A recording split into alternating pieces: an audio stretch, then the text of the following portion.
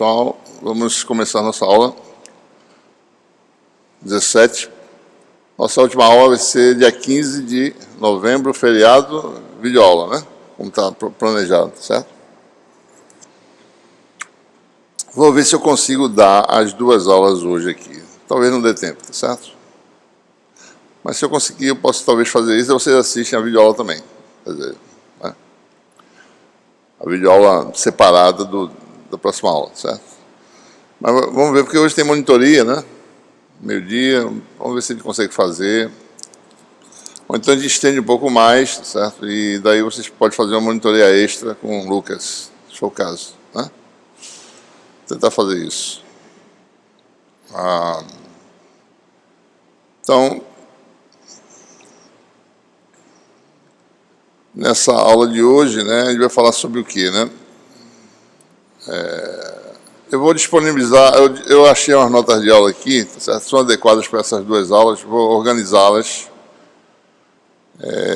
e disponibilizar, né? Porque eu falei que, acho que eu mencionei que não ia fazer isso, né? Nessas três aulas finais, não ia ter nota de aula específica, né? Acho que eu falei alguma coisa assim. Mas eu acho que a gente vai fazer isso aí. Nós temos isso pronto, já não sabia, não lembrava na realidade. Então, hoje a gente vai falar sobre indutância, né?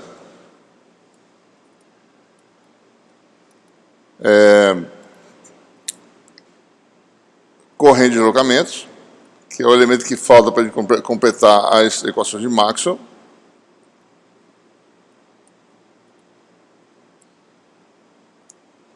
E vamos fechar com a forma final das equações de Maxwell, né? Que é a conclusão desse curso é basicamente essa, né? Como é que são as equações, como elas são usadas. A gente vai fazer isso agora no segundo curso. Equações de Maxwell para campos dinâmicos. Bom, tentativamente, isso aqui é a aula 17, né? Se a gente conseguir, a gente vai prosseguir com condições de contorno. Eu acho que dá para a gente fazer.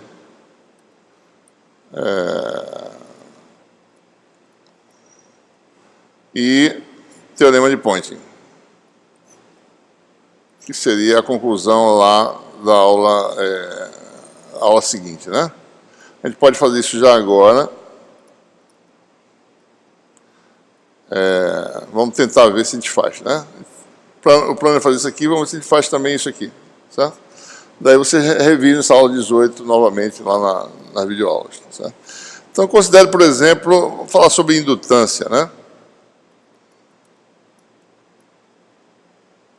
É um conceito útil, né? Ele tem a mesma importância para a teoria de circuitos, para o eletromagnetismo, como a capacitância tem, né? É um parâmetro, né, que mede a capacidade de armazenamento de energia magnética no sistema em que circula uma corrente elétrica, né? A gente precisou usar a lei de Faraday para derivar a expressão para energia magnética, certo? Com ela, foi necessário esperar até a lei de Faraday para isso. E com isso a gente derivou a expressão para energia magnética, né? Dada do ponto de vista da fonte, né? De uma forma, ela tem uma expressão semelhante ao caso elétrico, só que ela envolve o potencial vetor e a fonte do campo magnético no regime estacionário, que é a densidade de corrente. Então, a expressão derivada na última aula, né, foi essa aqui, né? Integral do produto escalar da fonte com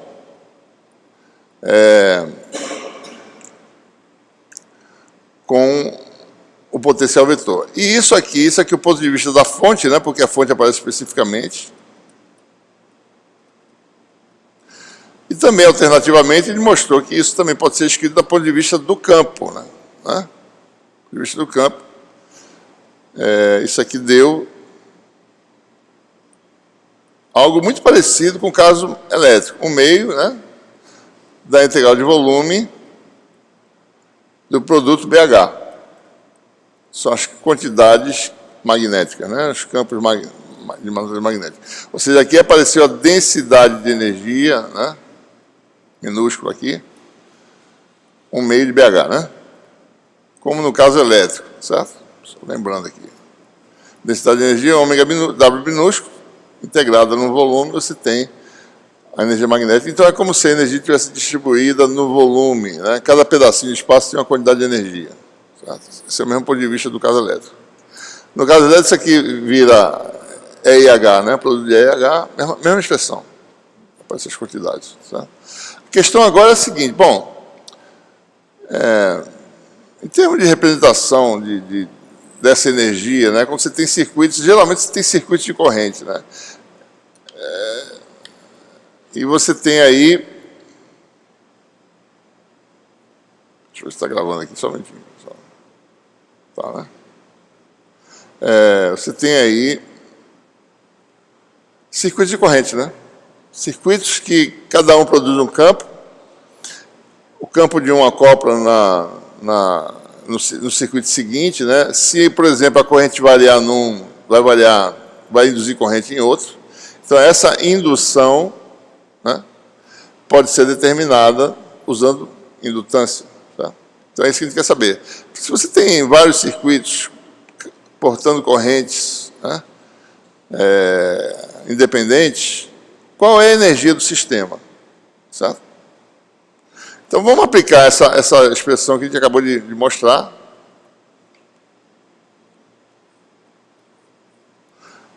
Para o caso específico em que você tem elementos filamentares, né? O circuito I, ele tem uma corrente I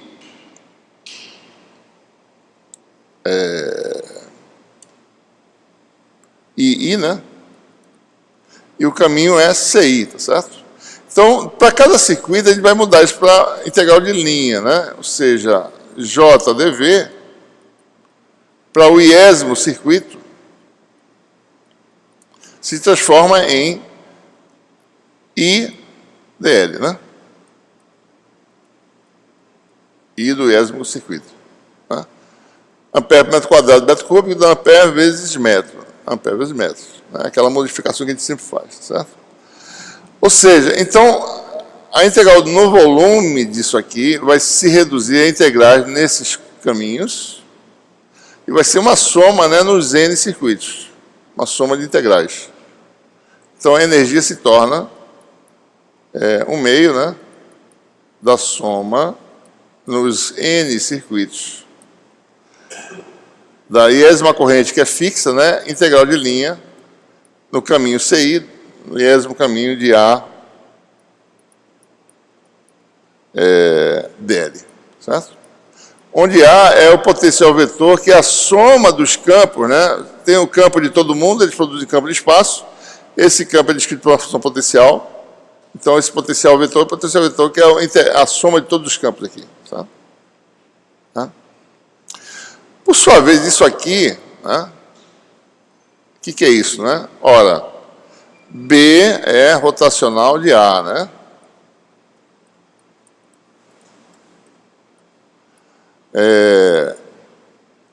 Integral de superfície, né? De B, fluxo de B é igual a integral de superfície do rotacional de A. E pelo termo de Stokes, né, na superfície... Isso aqui é o fluxo magnético através de uma superfície sigma, integral de superfície disso aqui. Isso aqui, por sua vez, é a circulação de ar. Né? Então, você tem que... Esse elemento que aparece aqui no cálculo da energia pode ser escrito como... No caminho CI, pode ser escrito como fluxo do campo total naquele iésimo circuito. Né? Então, vai ser a integral de superfície... naquele superfície limitada pelo iésimo circuito de B de sigma. Fluxo magnético, enlaçado pelo iésimo circuito, certo? Então, você fica com essa expressão que isso aqui, na realidade, é essa quantidade que é o fluxo enlaçado pelo iésimo circuito, certo? Weber, né? Tantos Webers, isso aqui vai dar 1 meio, soma de I igual a 1 até N, de fluxo enlaçado corrente do iésimo circuito, certo? Essa é a expressão para energia.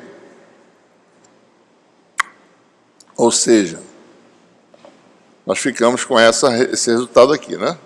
Deixa eu acionar meu marcador aqui. Esse daí tá.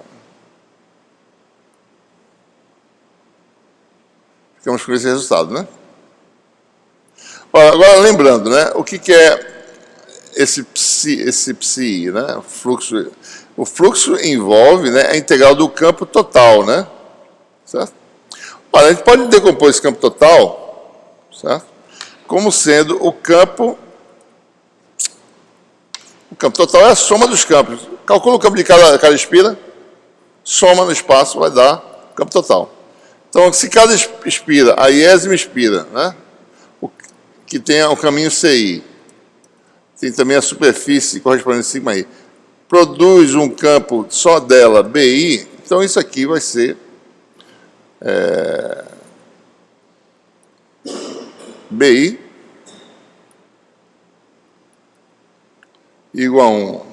Vou botar a letra J para não misturar aqui. Peraí, deixa eu botar a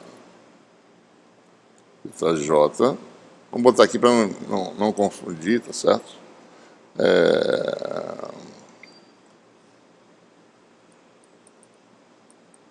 Então, você tem N circuitos, o campo total é BJ, então o fluxo enlaçado pelo iésimo circuito, né, vai ser o fluxo de B, né, que vai dar integral através de sigma I, de sigma. Aqui. Eu vou mudar para S aqui, tá certo? A área, porque tem um somatório, para a gente não confundir, tá? Temporariamente, vamos usar o DS, né? Chega no fim no meio do livro, começa a ficar faltando símbolo, né? Começa a aparecer muito símbolo. Então, você tem aqui... Então, isso aqui tudinho vai ser S, né? SI, tá certo? É tudo S. Iésima superfície, né?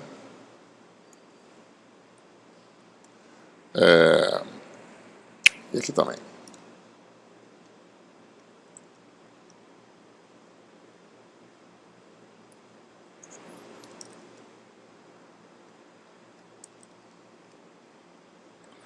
Então, você vai ter um DS, né? Escalar o campo, né?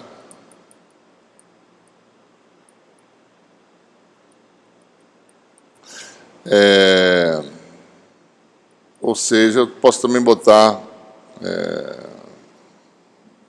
Então, observe, né? Então, observe que isso aqui vai dar soma, né? Em J desse fluxo BJ escalar DS no iésimo circuito. Isso aqui nada mais é do que o fluxo enlaçado pelo iésimo circuito do campo produzido pelo J-ésimo circuito. Então, vou chamar isso aqui de psi de I J, certo? Claro aí, né? Então, o J-ésimo circuito faz um campo, esse campo entra lá no circuito I e acopla, e se você calcular o fluxo desse campo do circuito externo, no iésimo circuito, você vai ter esse fluxo mútuo, né? Fluxo de acoplamento entre os quantidades. Então, o psi pode ser escrito como soma J igual a 1 até N de psi e J, certo? Então, ficamos aí com essa expressão. Observe que isso aqui só depende da corrente de quem, né? Do J-ésimo circuito. O campo do circuito depende da corrente. Se a corrente for zero, dá zero, o sistema é linear, certo? Se a corrente for diferente de zero, depende dessa corrente. Ou seja, esse fluxo que o J-ésimo circuito produz e acopla com o iésimo circuito é algo que é proporcional à corrente do J-ésimo circuito. Essa constante de proporcionalidade é o que a gente chama de indutância. Nesse caso, a indutância mútua entre os circuitos I e J. Tá? Então, o fluxo acoplado no iésimo circuito, devido ao J-ésimo, é um coeficiente que depende da posição, né, geometrias, chamado indutância mútua, vezes a corrente de quem produz o campo, que é o JS no circuito. Então, isso aqui é chamado de indutância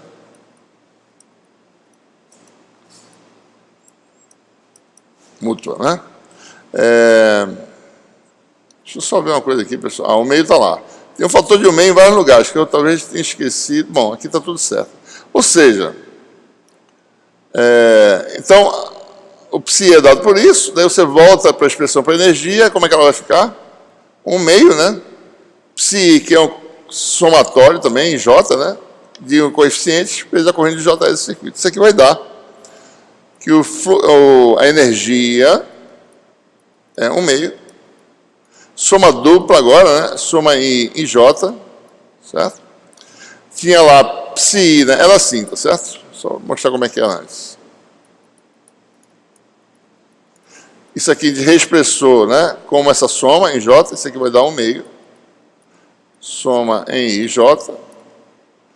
E você tem agora algo assim, LJ e IJ. Né?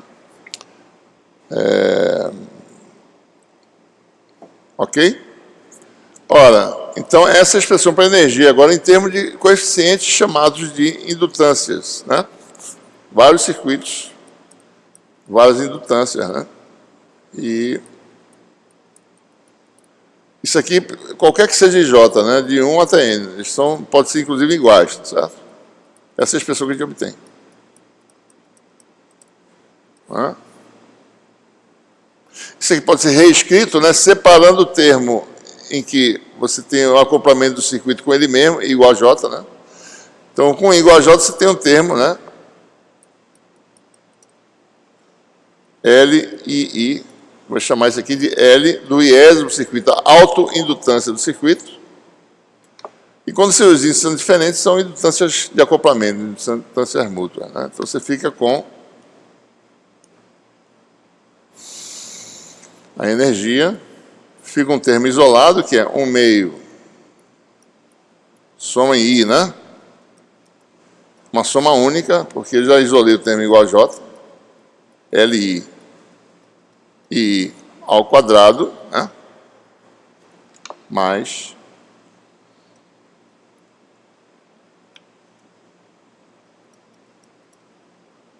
N de LIJ e IJ. Né? Isso aqui também pode ser reescrito. Né? Se você, aqui você varia IJ independentemente. Se você variar aí e só assumir J maior do que I o tempo todo, esse 1 meio vai sair. Você fica com algo assim. Soma em I, J maior do que I, N. Esse 1 meio fica... Você pega dois termos, né? L12 e L21, junta os dois. Eu antecipo que LJ é igual a LJI, tá certo? A gente vai ver já já que isso é verdade, né? Tá certo? Então, você junta os termos, tá certo? Então, isso aqui vai dar 1 meio, 1 meio sai, né?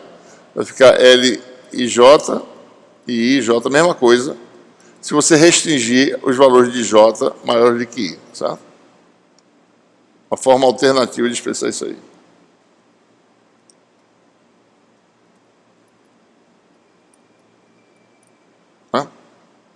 Pode ser escrito dessa forma também, certo? Bom, então, em resumo, né? LI agora chama-se a indutância, autoindutância, né?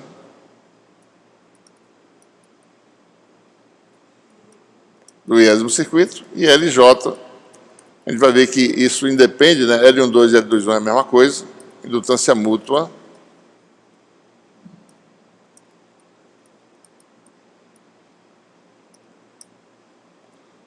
Entre os circuitos I e J. Né? Ok?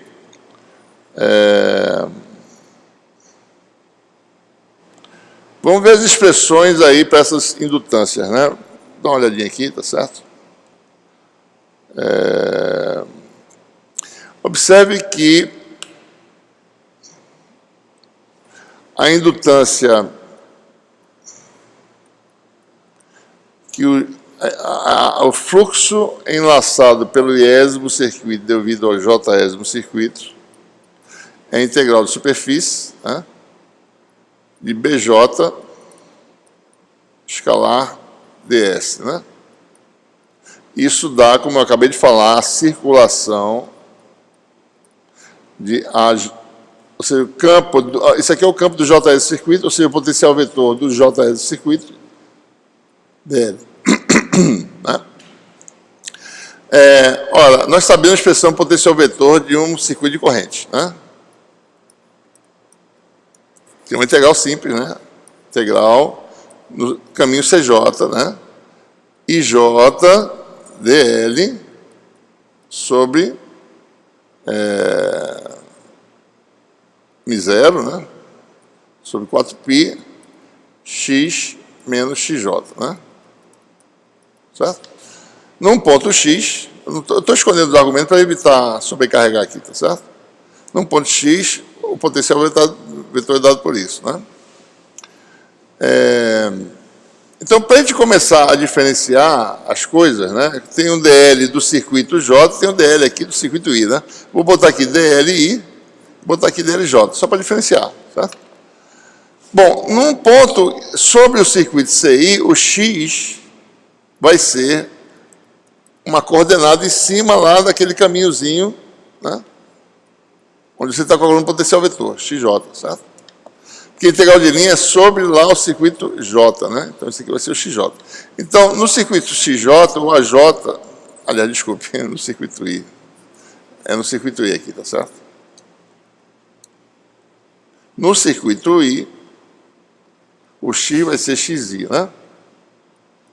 Então, o AJ vai ser integral sobre o circuito J de μ0I J dLJ, e aqui muda só para 4π xi menos xj.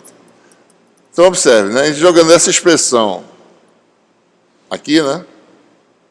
Você vai ter duas integrais de linha, uma sobre CI e uma sobre CJ, produto escalar de dLJ com dLi, e um produto e uma corrente IJ. Ou seja, você vai ter o psi-IJ,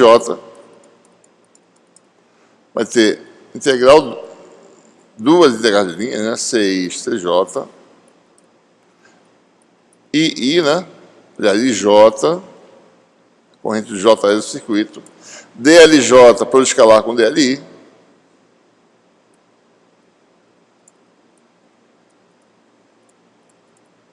um μ0 aqui, né? 4π xi menos xj. Né? Então, o que nós temos aí, né? Ora, psi de IJ é igual a corrente do circuito J. Ou seja, o acoplamento que o circuito J faz em I é IJ, a corrente do J do circuito, vezes um parâmetro geométrico aqui, né? Integral de CI, integral de CJ. Daí você tem μ0 dLi, escalar dLJ, sobre 4π xi menos xj. Ou seja, o que é essa expressão integral?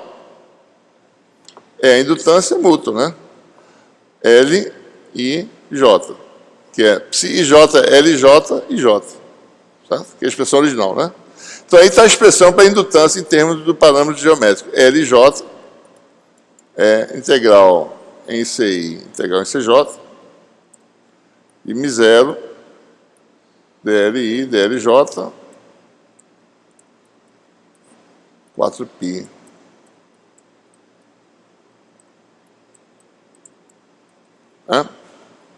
O que mostra que, se eu fizer trocar I por J, né, isso aqui vai ficar a mesma coisa, isso aqui não muda. Que mostra que LJ é igual a LJI. Então, essa mútua é recíproca. Certo? E aqui está a expressão, mostrando exatamente que ela não depende da corrente, não depende de nada, só depende da geometria, separação das espiras dos circuitos, né, e geometria, né? Parâmetros geométricos, essencialmente. Certo? Vou fazer um exemplo aqui.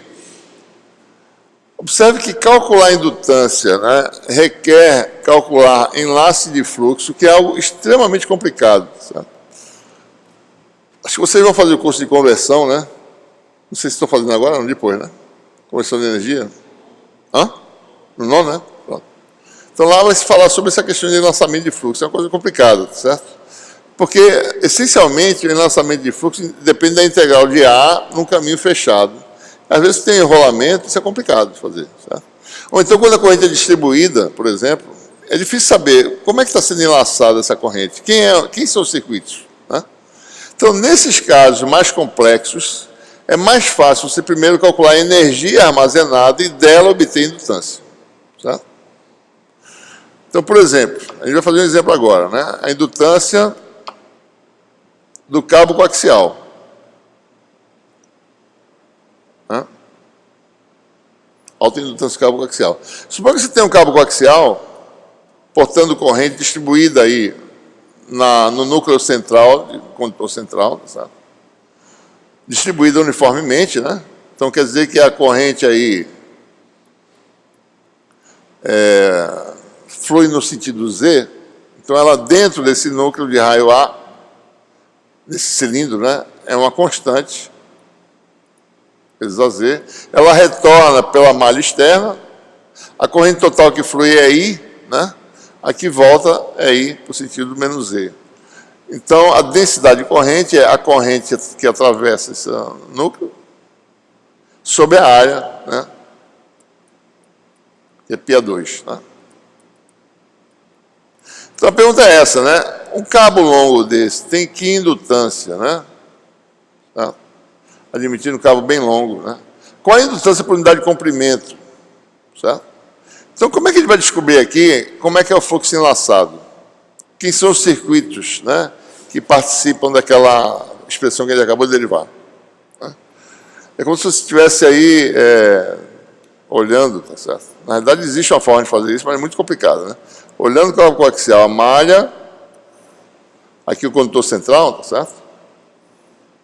É como se você tivesse, faz uma seçãozinha, um pedacinho dele, né? É como se você tivesse vários circuitozinhos, tá certo? Vamos botar aqui a espessura do condutor externo, né? Como se você tivesse, tá certo? Algo assim, ó. Um circuito aqui, que vai abrindo aqui, né? Outro circuito.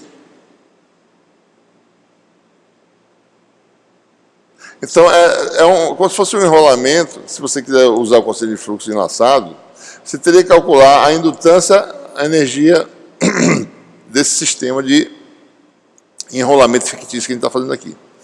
E a cada área que você vai abrindo, a corrente que é enlaçada é diferente, porque a corrente é distribuída no condutor central. Então é super complexo fazer isso, não é trivial, certo? É mais fácil você fazer o quê? Bom, esse sistema tem uma autoindutância, né? E a energia dele é 1 meio de L2. Certo? Então, o que eu preciso saber? Bom, qual é a energia armazenada num determinado segmento de comprimento L do cabo, dividido pela corrente, tem uma indutância. Simples.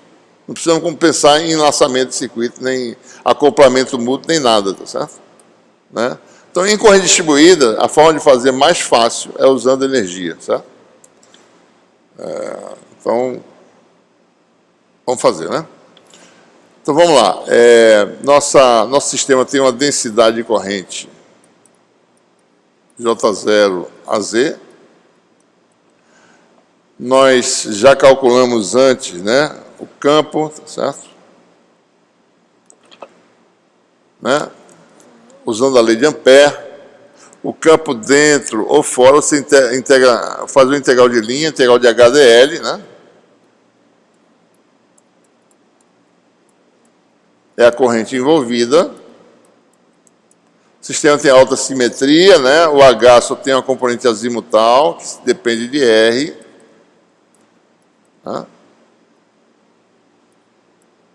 E se você pega um caminho aqui envolvendo todo o cilindro interno, que a corrente é I, integral de HDL igual a I, você obtém que H igual a I, esse Hφ aqui, né?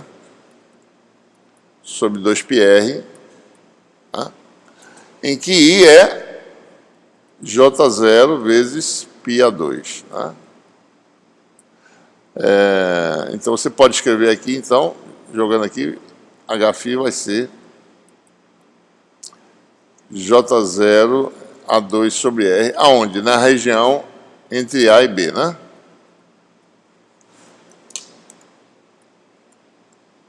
Ok? Então, HΦ é dado por essa expressão. E se você agora pega um caminho fechado aqui dentro, né? Então você vai ter mesma coisa, 2πr Hφ. Agora é a corrente envolvida, que é a integral de superfície, que é J vezes a área, né? J é constante, J0 vezes πr2, né? Então você fica com Hφ igual a J0 A2 sobre 2R na região entre 0 e A.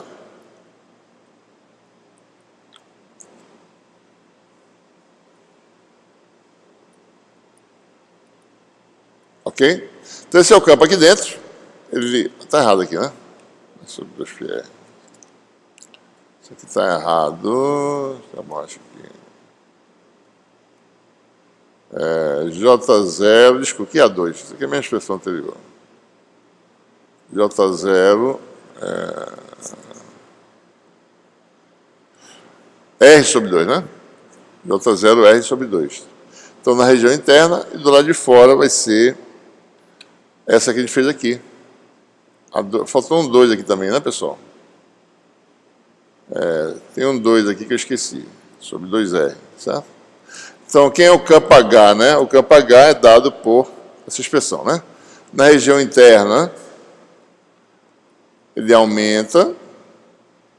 Na região entre condutores, ele cai com a distância medida ortogonal ao eixo Z, né? Observe que essa igualdade aqui, ó, essas coisas são iguais. R igual a A da J0A sobre 2 aqui também, né? Mesmo valor, certo? Bom, vamos calcular o campo B. Bom, vamos assumir o que é razoável, que a permeabilidade do condutor também é M0, né? Os condutores têm permeabilidade muito próxima da do vácuo, né? Aqui é vácuo, é M0, aqui é M0. Então, o campo B é M0 vezes H, expressão semelhante, né? Que é o campo B, certo? E a energia, né? É o produto de BH integral de volume. Bom, aí a gente vai ver. Bom, você tem a densidade de energia.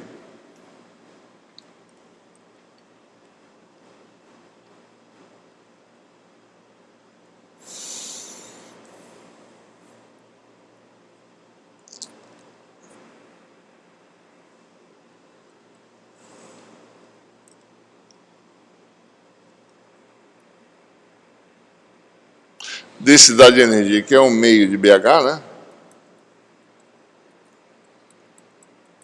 Dá um meio de M0. E você vai ter, aí depende, né? Então você tem dentro, né? Você tem H2, que é J0 R sobre 2 ao quadrado.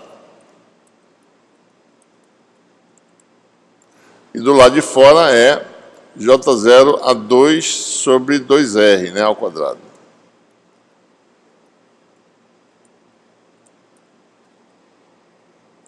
Exatamente.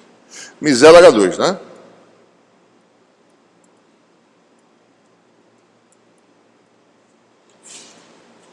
Então, a energia armazenada vai dar um meio.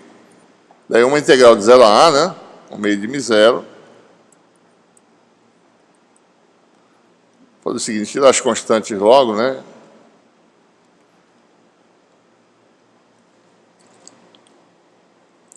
Aqui vai dar J0 ao quadrado em evidência sobre 4. Para a gente ver isso aqui, tá certo? Então você vai ter elemento de volume, né? Só saber aqui, né? R, dr, dφ, dz em coordenadas cilíndricas. Então, isso aqui vai dar integral em z e em φ, pode realizar já, né? Lembrando que vamos pegar um comprimento L, né? Do cabo, certo? fazer só para um comprimento L, que calcula a energia armazenada nesse comprimento. Então vai ter uma indutância por unidade de comprimento. Então vai ter um L aqui, vai ter um 2π, né? Que vem da integral já, 2πL. Aí você tem agora a integral só na variável R, 0 até A. R2 com R dá R3, mais integral de A até B, de R sobre R2, né? dr sobre R.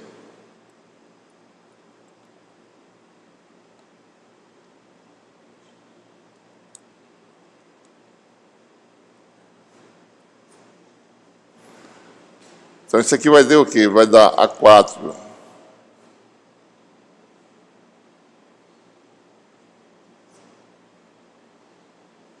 Tem uma coisa errada aqui, né, pessoal? Pera aí.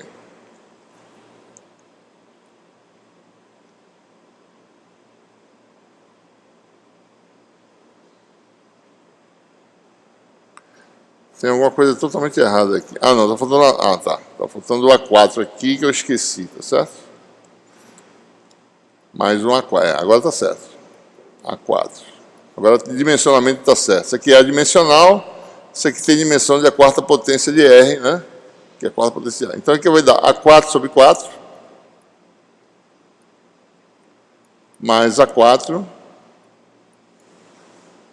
Logaritmo, né? Isso aqui é o logaritmo de B sobre A.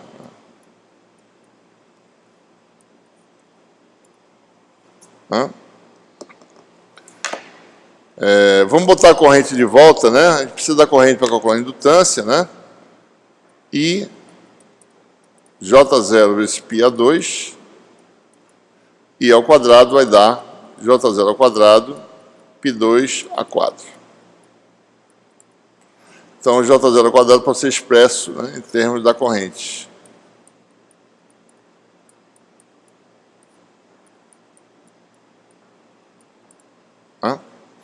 Bom, então jogando aqui, esse A4 aqui já vai cancelar com isso aqui, né? Vai sair esse A4. π2 vai sobrar um π embaixo. Esse 2 vai cancelar, tá certo?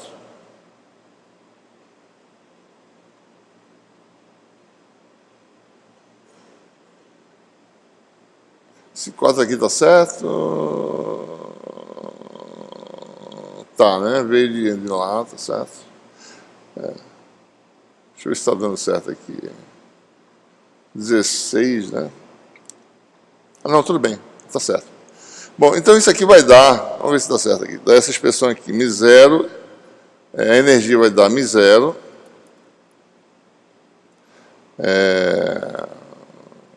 vai dar um I ao quadrado, né? Sobre π2 a 4. Daí vamos botar o resto, né? Isso aqui, faltou esse 2, né? Bota esse 2 aqui. Vai ficar 1/4, 2πL sobre 4. Né? Vou deixar todos os fatores e a gente vai cortando. A4 sobre 4.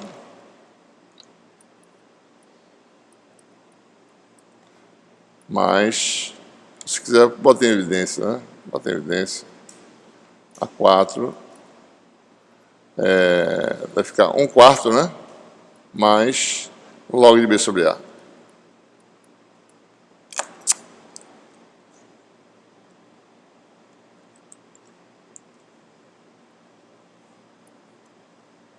Ok, vamos ver agora como é que fica. Isso aqui cancela.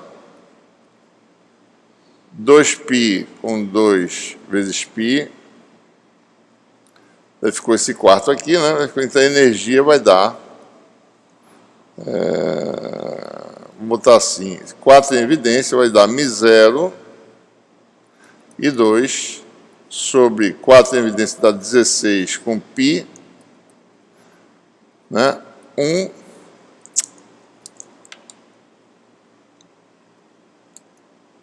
mais 4 log de B sobre A, certo? E tem o L, né? Comprimento. Bom, isso aqui, pronto. Aí você tem a indutância. 1/2 de L e 2, onde L é a indutância em um comprimento L, tá certo? Então, essa indutância em um comprimento L, eu chamo de L, né? Então, esse L vai dar, esse 16 vira 8, né? E 2 cancela, não depende da corrente, vai dar μ0. Então, L dividido pelo comprimento, passar o L para cá, μ0 sobre 8π, né? 1 mais 4 log de B sobre A. A indutância por unidade de comprimento, chamada de LL, né? Disponibilidade de comprimento do cabo coaxial, certo? Isso é importante, por exemplo, em linha de transmissão, para calcular a impedância característica, que depende da indutância distribuída por unidade de comprimento, capacitância por unidade de comprimento, então são parâmetros importantes. É importante observar de onde vêm esses termos aqui, né? Um termo surgiu da integral dentro do condutor interno, certo? Que é esse aqui. O outro veio da integral de fora, certo? Então a energia dentro do condutor interno está aqui, ó. E a que está fora do condutor, entre condutores, está aqui. Então a indutância interna, a gente pode chamar isso aqui, né, como sendo esse fator que está aqui. Você chamar a indutância interna por unidade de comprimento, chamar de ΔL e ΔZ, né, interna. Então a indutância por unidade de comprimento interna, que é esse L sobre L, é o primeiro termo, que tem a ver só com a energia armazenada dentro do condutor. Não depende de nada, tá certo? É independente da geometria. E a externa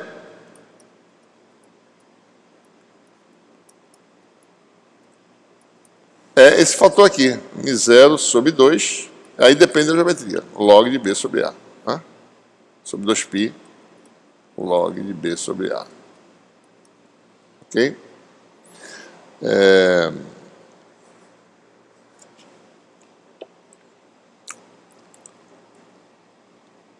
O interessante é que essa expressão aqui permite a gente determinar a indutância interna de outros circuitos, tá certo?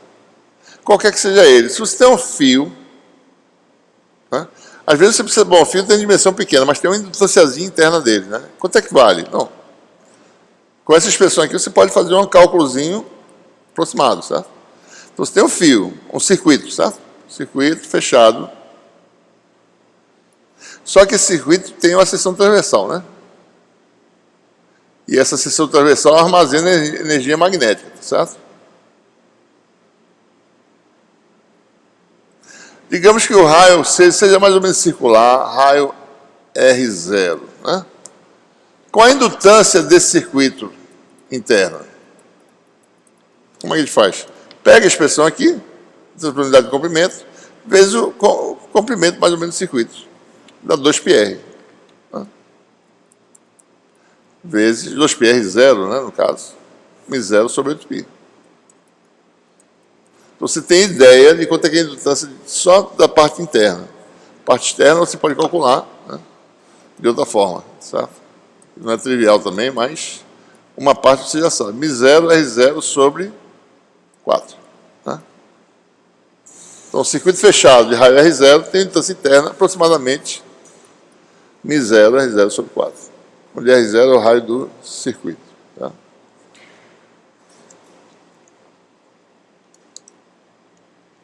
Muito bem.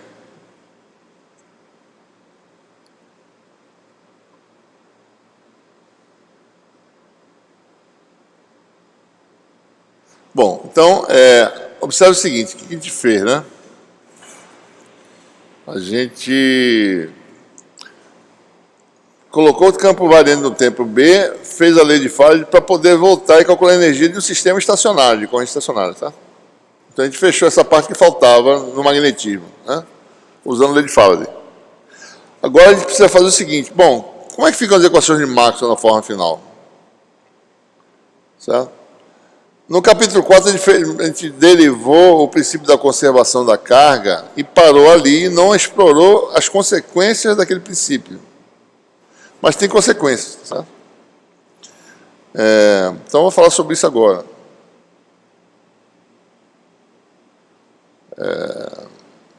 voltar ao princípio da conservação da carga e ver o que acontece quando você tem aquele princípio. Ou seja, lembrando, né, você tem uma superfície fechada que envolve um volume V, tem uma carga contínua nessa região, a carga pode ser transportada através da interface dessa superfície, né? Isso corresponde a aumento ou diminuição de carga, né? Aí o princípio é que dq dt é igual a menos I. Esse é o princípio. Agora a gente vai voltar à nossa anotação, né? Só uma coisa aqui antes.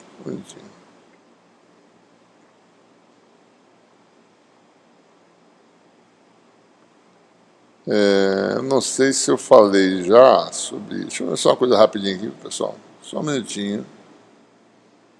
Cadê aqui? Onde é que está? Eletromagnetismo. Deixa eu ver uma coisa aqui. Peraí. Ah, tá.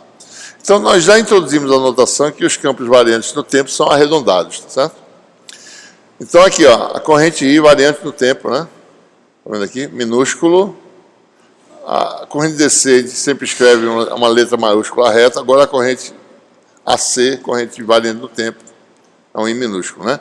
Q é uma letra um pouco diferente, tá certo? Então, o princípio da conservação da carga estabelece que a corrente que flui através da interface é menos dq dt. Isso leva, né, a uma equação, certo? Envolvendo a densidade de corrente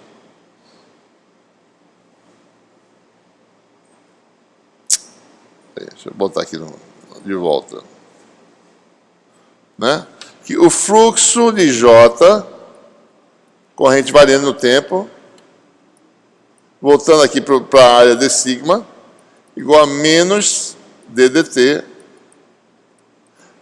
da densidade de carga, que é um ρ dV. Observe que essas letras que eu estou escrevendo estão um pouco diferentes, né? J arredondado, né? Ρ, porque são quantidades que variam no tempo. Para a geometria fixa,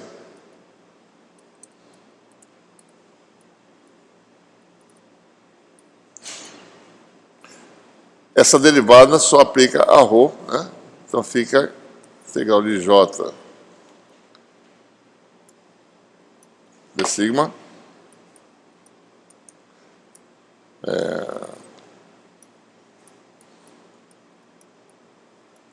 e nós sabemos que, usando o teorema de Gauss, isso leva a uma equação diferencial, que é a equação de continuidade ou forma diferencial do princípio da conservação da carga, né?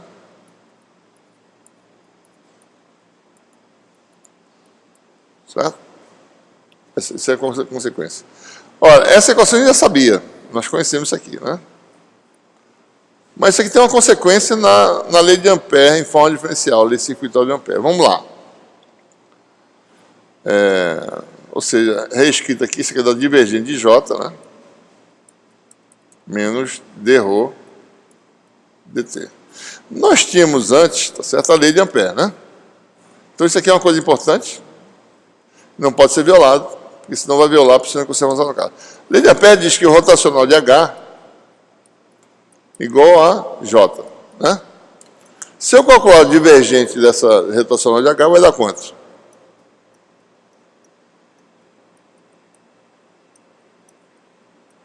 Olha, o divergente do rotacional de qualquer vetor dá zero. Então, quer dizer que, se isso é verdade, quer dizer que divergente de J dá zero. Mas isso aqui viola essa equação.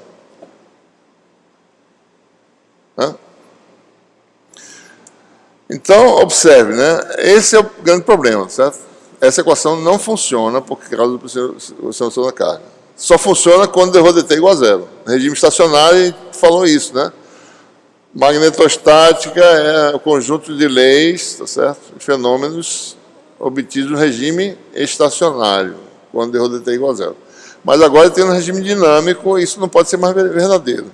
Então, o que a gente faz, né? Bom, Maxwell, ele falou, bom, vamos colocar um termo adicional aqui para não violar o princípio da conservação da carga. Vamos botar uma outra densidade aqui, somar somar aqui do lado direito uma outra quantidade que tem a mesma propriedade de J, a mesma dimensão física, né, uma densidade corrente também, e vai chamar de corrente de deslocamento, né, densidade corrente de deslocamento. A gente vai ver por que já já, esse nome, né? Então ele postulou, pura matemática, né? Só princípios matemáticos, não tem nada de físico aqui. Postulou que tinha um termo adicional, JD, chamado de mesma dimensão, densidade de corrente de deslocamento.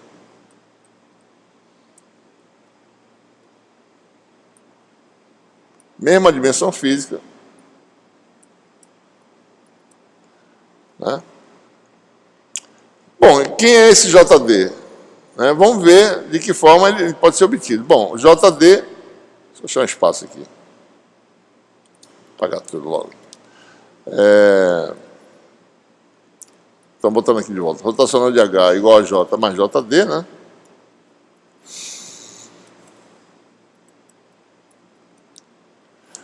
E daí você tem,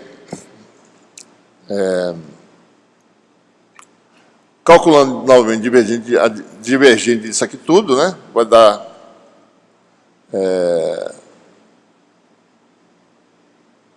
zero de um lado, né? Divergente da zero vai dar divergente de J D, né? Igual a menos divergente de J. Que é divergente da soma da zero, né? Então, divergente de um menos divergente do outro. Isso aqui, por sua vez, é menos d rho dt com menos a mais, vai dar d rho dt. Certo? Mas quem é rho, né? Rho, uma das equações de Maxwell parece continua válida. A lei de Gauss. Rho é divergente de d. Certo?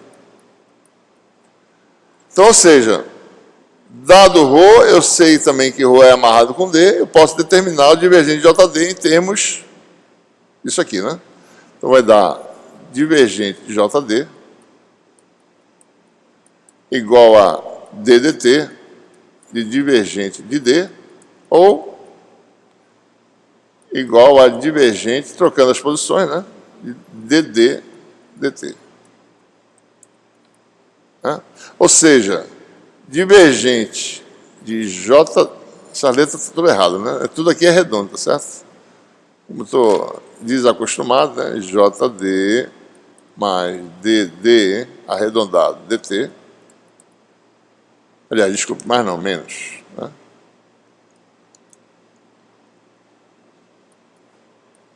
Igual a zero. Né? Ou seja, qual é a solução dessa equação, né? Qual o vetor que tem divergência zero? Qualquer vetor que seja isso mais alguma coisa que tem divergente zero. Ou seja, a solução disso é JD igual a DD dt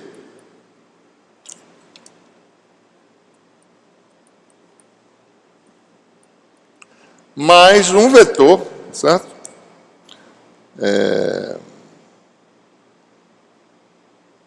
Deixa eu ver como é que eu chamei aqui. Vou chamar de um vetor V, né? Mais um vetor, chamar de G. Né?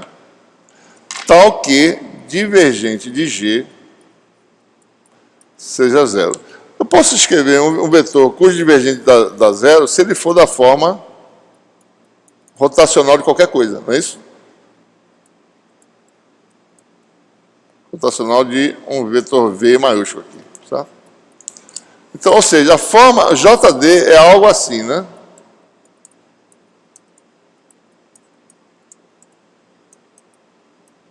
Essa é a solução. Certo? Divergente de JD vai dar, corretamente, precisa considerar a posição da carga, e isso aqui dá zero, não contribui para nada. Então, o Maxwell simplesmente postulou que isso aqui não existia, certo? Não tem esse termo. Qualquer que seja esse termo, o princípio da consideração da carga está satisfeito. Basta isso. Então, o postulado é esse aqui, depois a questão é verificar se isso funciona, né? Experimentalmente. Então, ele postulou que a densidade de corrente de deslocamento simplesmente é a taxa de variação no espaço, no tempo, aliás, do campo D, vetor de deslocamento elétrico. Deslocamento elétrico, né? Densidade de deslocamento, certo? De corrente de deslocamento. Né? Ou seja, com isso, a lei de Ampère fica de que forma, né? Rotacional de H. A corrente de condução tradicional, livre, corrente livre, mais densidade de corrente de deslocamento, dDdt. Isso mostra um acoplamento entre variação de campo elétrico e campo magnético, como é a lei de Faraday. Variação de campo magnético com o campo elétrico. Né? Mesma coisa. Um campo elétrico variando no tempo induz o campo magnético também. Certo? Da mesma forma que o campo magnético induz. Né?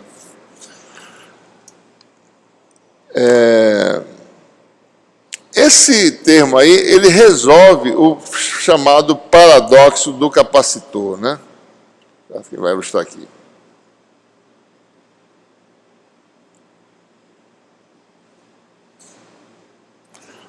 Suponha que você tem uma corrente, né, variante no tempo, num circuito, tá certo? Se essa corrente fosse descer, não passa nada através do capacitor, né? Ele carrega, daí a corrente fica zero no circuito, né?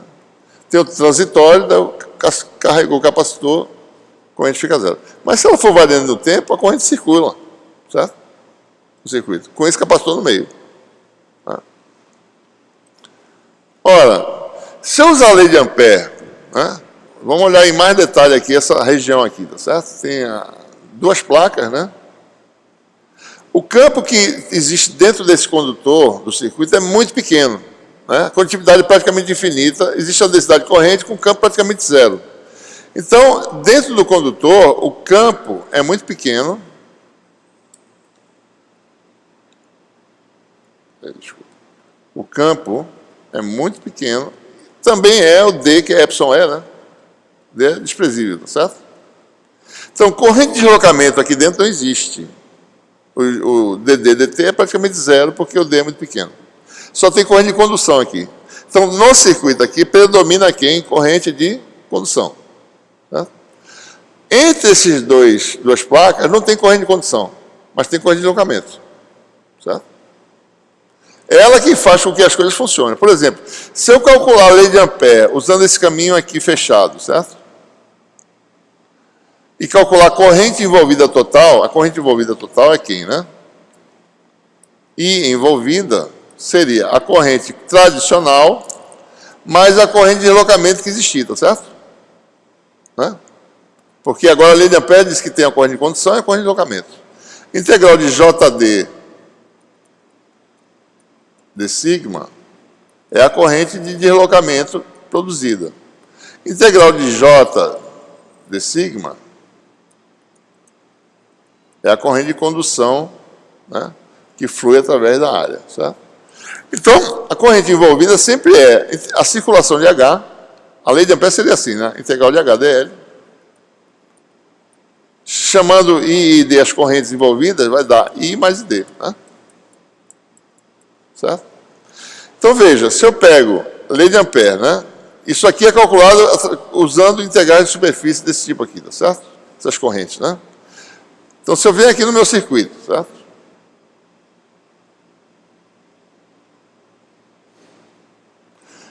Aqui está a borda dessa calota, né? Que é a mesma borda dessa outra calota que só envolve uma areazinha do fio, tá certo? Se eu calculo o integral de HdL, tem que dar um valor único, não é isso? Bom, se eu calcular através dessa área aqui, vai dar a corrente I mais ID. Só que ID aqui é zero, porque D é desprezível, certo? Então aqui vai dar J é diferente de zero, mas JD é praticamente nulo, né? Então vai dar a corrente de condução, I, certo? É isso? Se eu não tivesse a corrente de deslocamento, se eu usasse essa área aqui, daria zero a integral de linha, certo? Se não tivesse o elemento de corrente de deslocamento, a circulação de H daria a corrente que atravessa essa área que não tem corrente de condução aqui, certo? Daria zero. Então, esse é o paradoxo, né? Sem corrente de deslocamento, se eu calculo por aqui, dá um resultado. Se eu calculo por aqui, dá outro. Mas essa circulação tem que ser a mesma. Então, quem resolve o problema é que aqui existe a corrente de deslocamento e a integral de superfície dessa dDdt que existe aqui, né?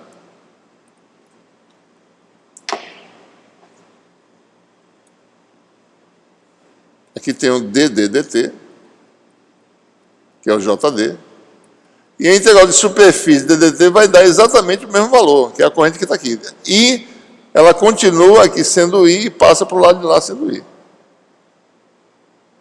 Então, um circuito com capacitor, mesmo tendo um isolante aqui no meio, a corrente passa daqui para cá.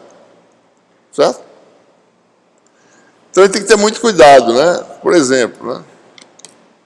Então, entenderam a questão do paradoxo capacitor qual é? Se eu integrar por aqui, dá um resultado que tem que dar o mesmo resultado dado por aqui. Sem a corrente de deslocamento não funcionaria.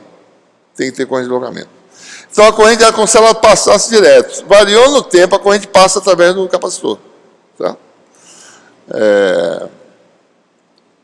Então, observe que você tem aí linhas de transmissão, né? Essas torres que vocês veem aí, tá certo?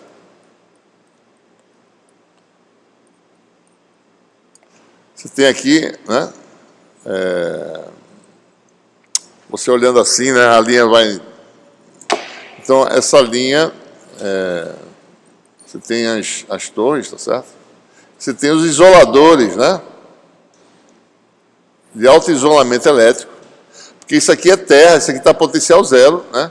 E a linha é suspensa aqui está o cabo indo no sentido aqui do quadro, tá certo? Então você tem as torres, né? As linhas fazem isso, né? Para segurar essa coisa pesada, você precisa de um isolador de vidro, tá certo? Ou polimérico, que aguente o peso dessa transmissão que é pesada, certo? E ao mesmo tempo, para ele tem que ter resistência mecânica e tem que isolar aqui 500 mil volts, certo? Do terra. Então tem que ter um isolamento violento aqui, certo? Mas só que a corrente é 60 Hz, né? É variando no tempo. Então passa a corrente por aqui, certo? A corrente é pequena, mas passa. Então a corrente que passa no isolador é da ordem de 0,1 mA, mais ou menos, né? Para 500 mil volts, certo? Aproximadamente. Isso dá perda, tem uma perda aí devido a essa corrente de deslocamento. Que tem aqui, circula por aí, volta a ser condução para cá, é conduzida pelo aterramento.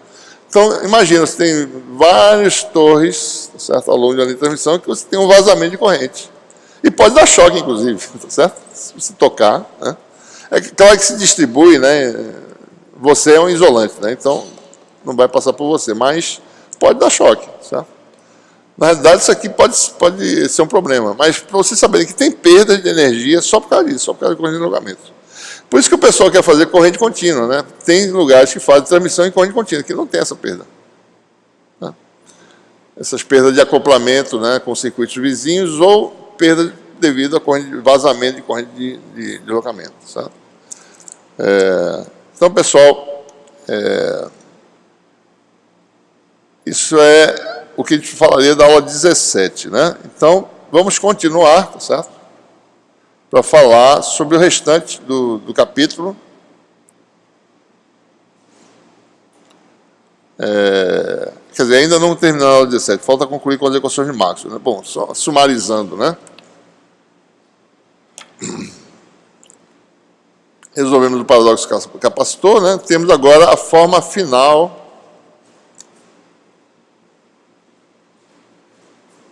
a 17 acabou, peraí, deixa eu abrir a outra aqui. Engraçado, não está aqui, né? Deixa eu abrir aqui.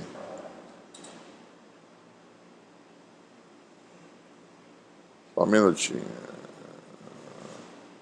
Dela.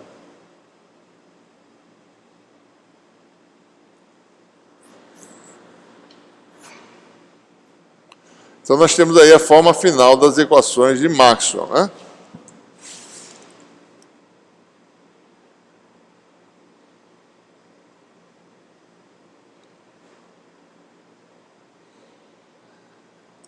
Vamos lá. Isso aqui é a lei de Faraday em forma diferencial. Isso aqui é a lei de Gauss em forma diferencial. Né? Divergência de D é igual a ρ.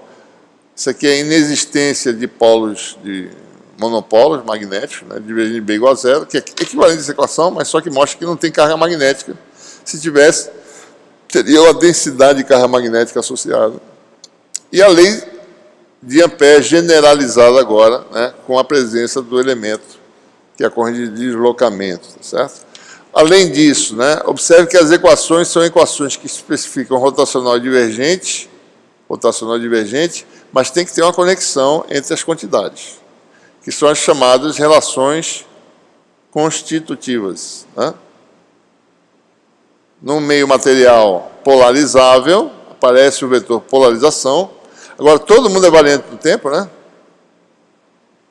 Certo? E no meio magnetizável, no meio permeável, aparece o vetor magnetização. Então, polarização elétrica, magnetização elétrica. Em meios condutores simples, né, você tem a lei, eles em geral vão satisfazer a lei de Ohm em forma pontual, J proporcional ao campo elétrico através da condutividade elétrica do material, né? Então, vamos sumarizar aqui na tabela também, né?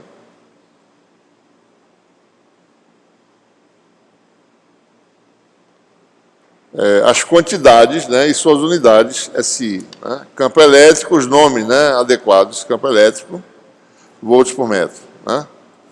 Densidade de fluxo elétrico ou vetor de deslocamento elétrico, como o nome está dizendo, coulomb por metro quadrado. Densidade de fluxo magnético, vetor indução magnética, Weber por metro quadrado, que é o Tesla, né, unidade de SI correspondente. Vetor campo magnético H, unidade, ampere por metro. Vetor polarização, mesma unidade de D, coulomb por metro quadrado. Magnetização, mesma unidade de H, ampere por metro. Daí, lembrando que essas quantidades são aquelas quantidades livres, né? Cargas que se movimentam de fato no circuito e a corrente que flui no circuito. Né? São quantidades tradicionais de circuitos que a gente conhece. Coulomb metro cúbico, ampere por metro quadrado. E você tem a permissividade elétrica do vácuo, né? 8,854 vezes 10 a menos 12 farad por metro. Números que vocês precisam lembrar, né? E a permeabilidade é 4π vezes 10 a menos 7 Henry, que é a unidade de indutância. Ele não falou, né? Mas a unidade de indutância é Henry, certo? A gente derivou uma expressão aqui, né? Está aqui. Só para vocês observarem, né? Na expressão da indutância está mais nítido isso aí, né? A gente falou em indutância, não falou em unidade, né? Aqui, ó, indutância é a unidade de permeabilidade vezes comprimento, né? Então, é Henry por metro, que é a unidade de permeabilidade, vezes metro, que dá Henry, né? Então, indutância em Henry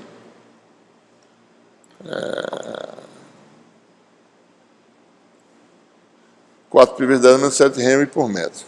Certo? Bom, dessa forma diferencial, a gente já fez isso várias vezes, não vou fazer de novo. A gente pode usar os teoremas de Stokes e de Gauss para derivar relações integrais. Né? Integra aqui numa superfície, usa o teorema de Stokes. Integra isso aqui num volume, usa o teorema de Gauss. Você vai ter relações integrais. Quais são essas relações? Bom, vamos lá. Né? Aqui sempre a geometria, tá certo? Numa superfície aberta, C é o caminho que limita a superfície. DS tem o sentido do polegar na regra da mão direita. Está circulando, né, com a mão, digamos assim, o caminho. O polegar diz para onde está o DS, né? E aqui também você tem o volume, DS é sempre para fora, ou D sigma, né? A gente está usando indistintamente aqui DS e D sigma. Para o exterior, volume fechado, sigma superfície, que limita o volume. Então, essas são as regiões de integração que a gente faz. Você tem a circulação de campo elétrico agora, taxa de variação do fluxo, né? Que é menos dψ dt, fluxo magnético, né? Pσb. Certo? Veio lá do teorema de Stokes. Fluxo elétrico igual a carga envolvida, a lei de Gauss, conhecida. Fluxo magnético igual a carga magnética, que é zero. E a lei de Ampère, circulação de H, vai ser a corrente de condução. mais a corrente de deslocamento, esse termo aqui. Tá? Originalmente, a fórmula é essa aqui, a derivada é total em relação. Se eu variar a geometria, eu também vou ter variação, né, de carga, então, consequentemente, essa derivada é total aqui, certo?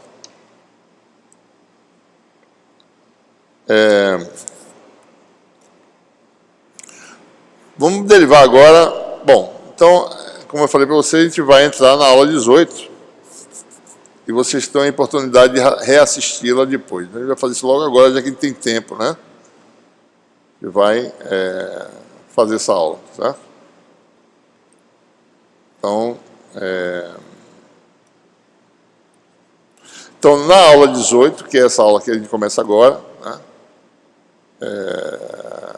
Eu acho que eu falo para o Lucas fazer uma aula de monitoria com vocês, se vocês quiserem, antes da prova, né? A prova seria quinta-feira que vem, né? Se vocês quiserem, ele pode agendar uma aula com vocês, vou falar para ele quando chegar aqui. Uma aula final de exercícios, né?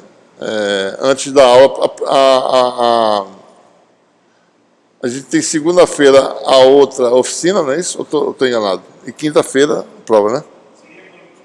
Hã?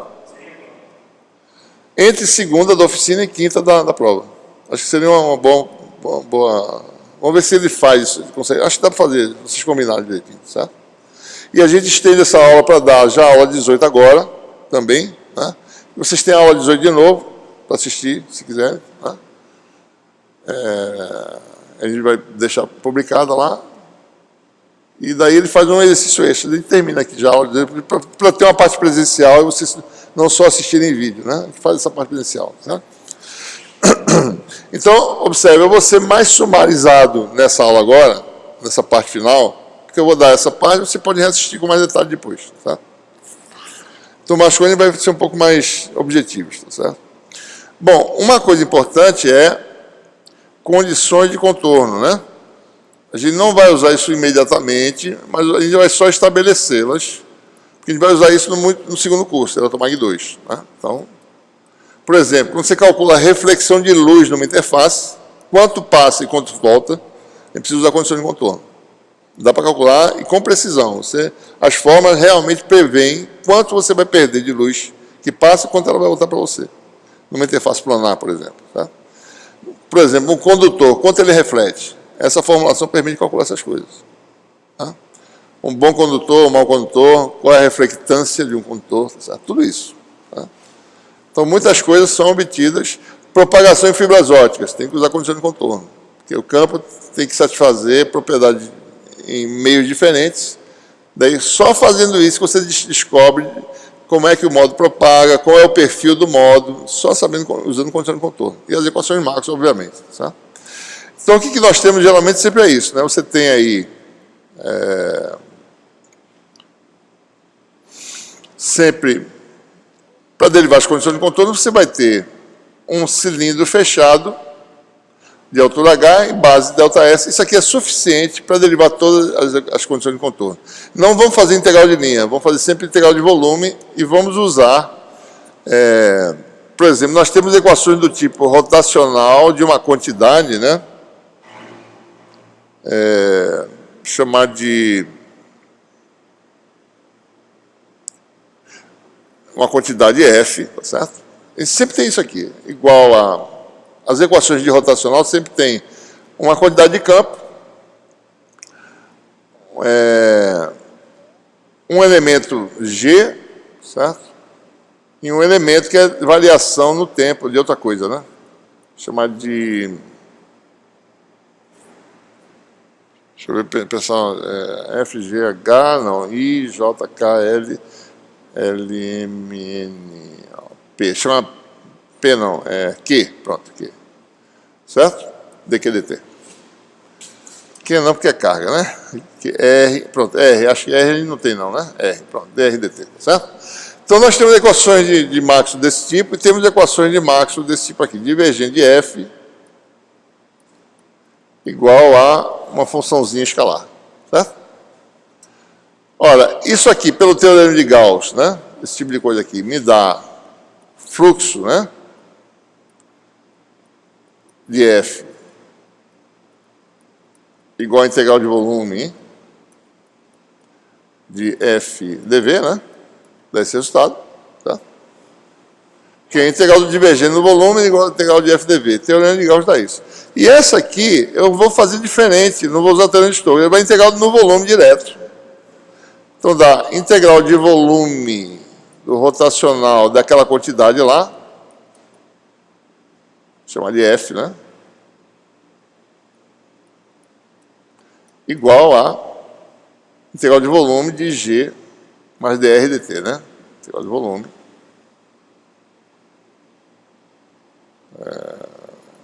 Vai ficar algo assim, né? G mais dr dt, né? Bom, eu só vou aqui aplicar um teorema aqui e deixar isso do jeito que está. Então, as equações de Maxwell desse tipo, a gente integrou no volume. E isso aqui tem um teorema que diz, o integral do rotacional é aquele semelhante ao do teorema da divergência, né?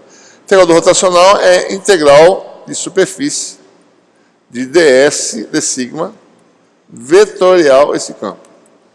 O teorema de Gauss seria ponto, né? Tem esse outro teorema que é análogo ao teorema de Gauss, que é quando é produto vetorial. Fica só isso, tá? Então, essa equação que envolve rotacional de campo, ela fica integrada na superfície dessa forma aqui.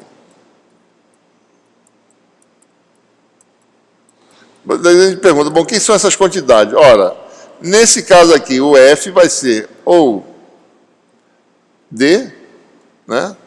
Ou B. E F vai ser ρ, né? No caso. Só tem um. No caso de B, F igual a 0, certo? Nesse caso aqui, o F vai ser quem? Ou E, ou H, né? É rotacional de H, que é a lei de Ampère. E aqui o G vai ser o J, e o R vai ser o... depende, né? Se for na lei de Ampère, o G vai ser J, e o J vai ser... E o R vai ser D, né? E aqui no caso, se for lei de Faraday, né? Esse F vai ser E, e R vai ser 0, e G vai ser B, menos B, no caso. Certo? Então, observe, né? Essas equações, a gente tem, então, resumindo, né? Antes de falar dos campos específicos, a gente vai ter. Uma equação é fluxo do vetor F é a integral de volume da quantidade associada, que é F minúsculo. Tá? E o outro, integral de superfície de d sigma vetorial F, bate lá na equação correspondente, é a integral de volume da quantidade G, que a gente vai usar adequadamente, mais dr dt. Né? Bom, se eu aplicar agora isso aqui para esse cilindro de altura H, no limite em que H tende a 0, tá certo? Né? Então, a superfície é essa, a área de base é ΔS e a área lateral é proporcional a H. Então, vamos lá. Então, aplicando isso aqui no limite, você vai ter contribuição no lado 2 dessa quantidade, lado 2, que é a integral nessa tampa, certo? No lado 1, nessa tampa de baixo, em que o N está para baixo agora, certo? E na superfície lateral, esse aqui é um campo, tá certo? Campo, quando a área vai para 0, a integral de superfície do campo dá 0. Porque você não tem campo que ele fica só na superfície. O campo se estende no espaço. Não tem campo de superfície, não existe, certo? O campo ele se estende no espaço. Se ele está aqui na superfície, ele está aqui também, certo? Né? Então não tem assim, tem corrente de superfície? Tem. Tem densidade de carga de superfície? Tem. Tem campo de superfície? Não, não tem. Não existe campo de superfície. Coisas materiais de superfície existem. Coisas que são... influência não existe numa superfície, existe em toda a região. Então, toda integral de superfície numa área que vai para 0 de campo dá 0. Tá? Então, o resultado qual é? Né? Esses resultados aqui, o de cima vai dar F do lado 2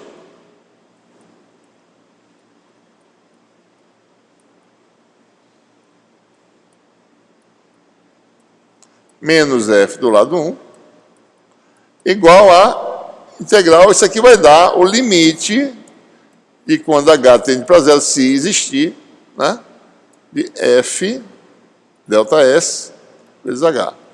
Ou seja, especificamente vai dar f delta S, limite de quando h tende a zero, de f delta S. Né? Então você já tem aqui o delta S cancela. Então você tem uma condição de contorno tradicional para qualquer uma das duas equações. N, produto escalar de F2 menos F1, igual ao limite de quando h tende a zero, de f delta S. Certo? Ok? Então vamos lá. Se no caso do vetor D, entenderam? Não tem uma coisa errada. A delta S não, delta S. FH. Basta vocês falarem, pessoal. Não precisa fazer essa cara. Como é que deu isso aqui? Basta falar. Basta falar, ele está errado. É H. Eu descobri porque vocês ficaram achando estranho. Então é limite de FH, certo? Então, vamos lá. Se o F for D, certo? Então a condição de contorno para o vetor D. Né? Então existe uma descontinuidade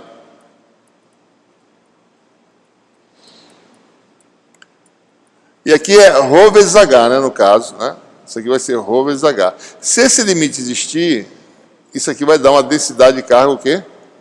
Superficial. É possível que exista, né? A gente já falou, bom, em condutores, por exemplo, a carga vai para a superfície, não é isso? Tá?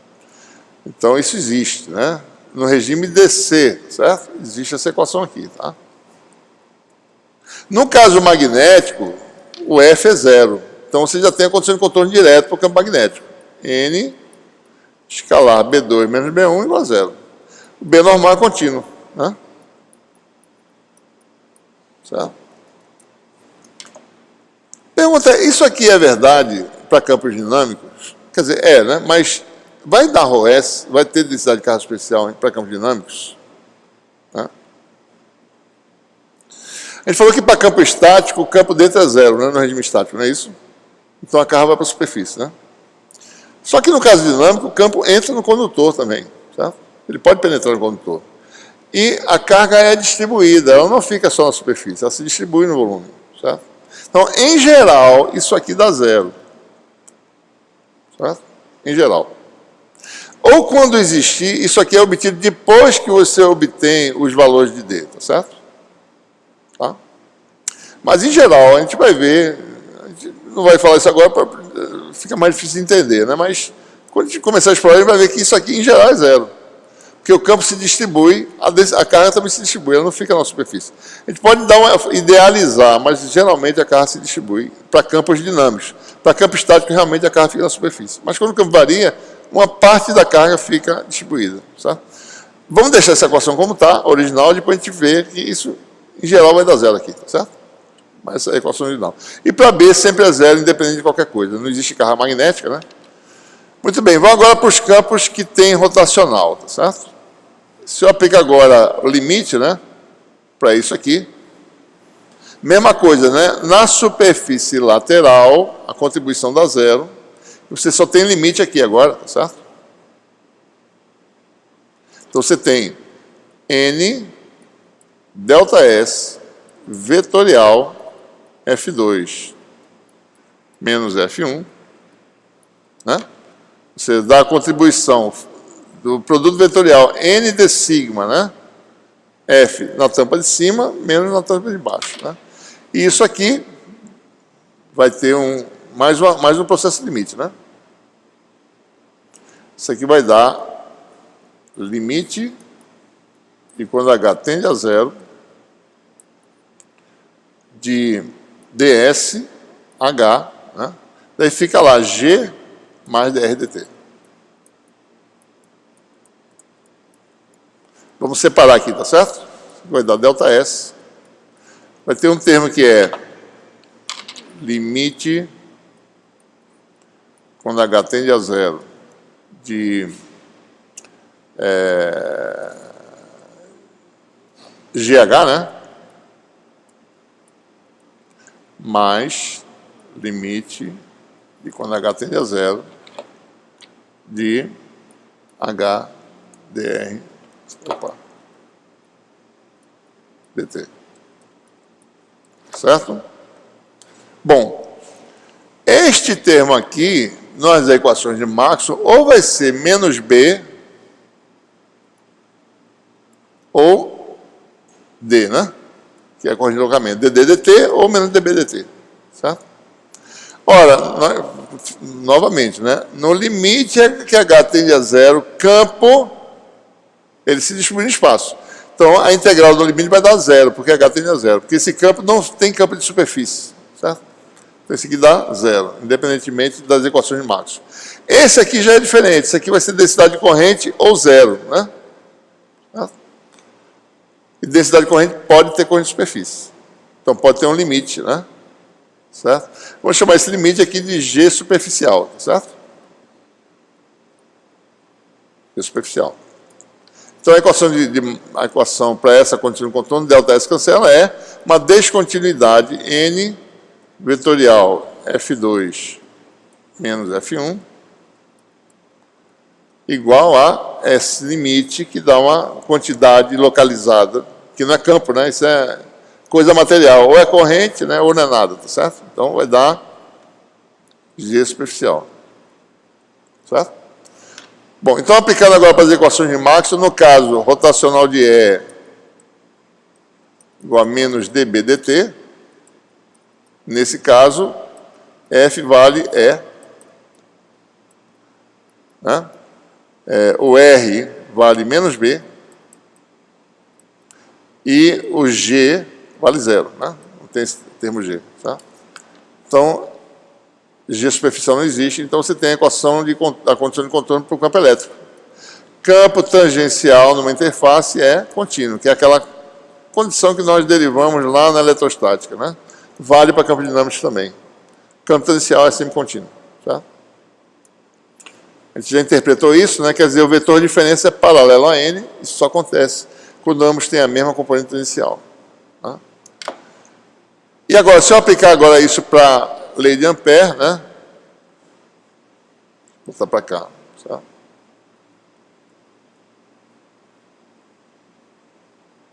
equação é essa, né? N vetorial, descontinuidade em F, igual a chamamos de quê? Né? O limite deu GS, não foi? Então, para o campo, para a lei de Ampère generalizado, o F agora se transforma em H, né? E o G é a densidade de corrente de condução, porque o dDdt já saiu da equação, G igual a J. Né? Então, fica N vetorial H2 menos H1 igual a densidade de corrente superficial, que a gente chama de K, né?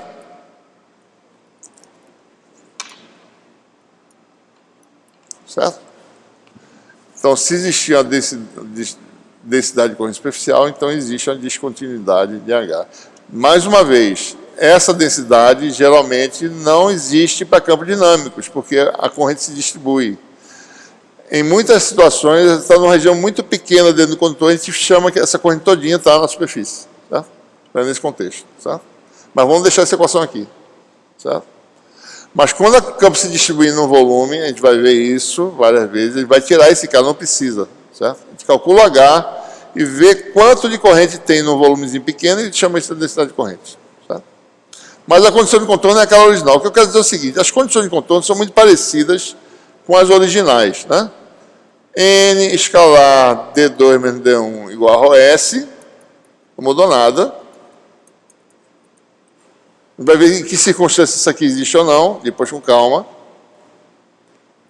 N vetorial E2 menos E1 igual a zero.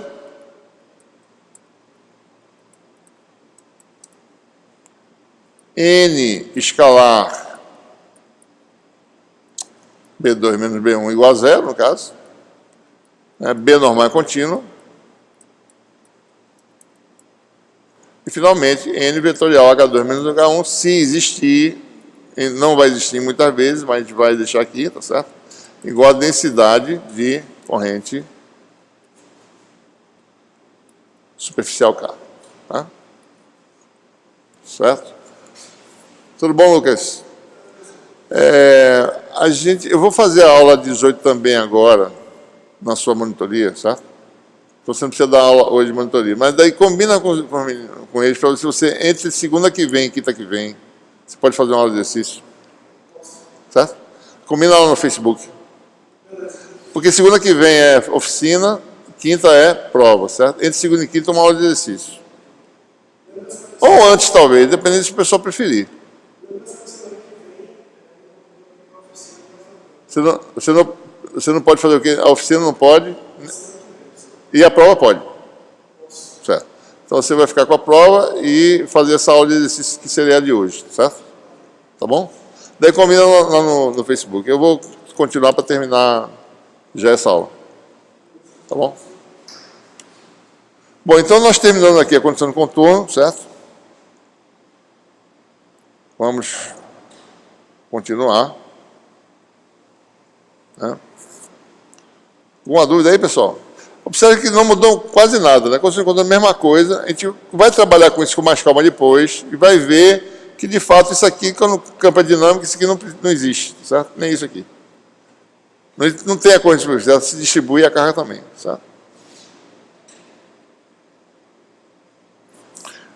Então, aqui tem um sumáriozinho para falar sobre isso, né? Deixa eu só, para vocês verem aqui nessa nota, certo? Algumas observações. Não está aqui, né? Onde é que está? Não está aqui, não. Bom, deixa para... Bom.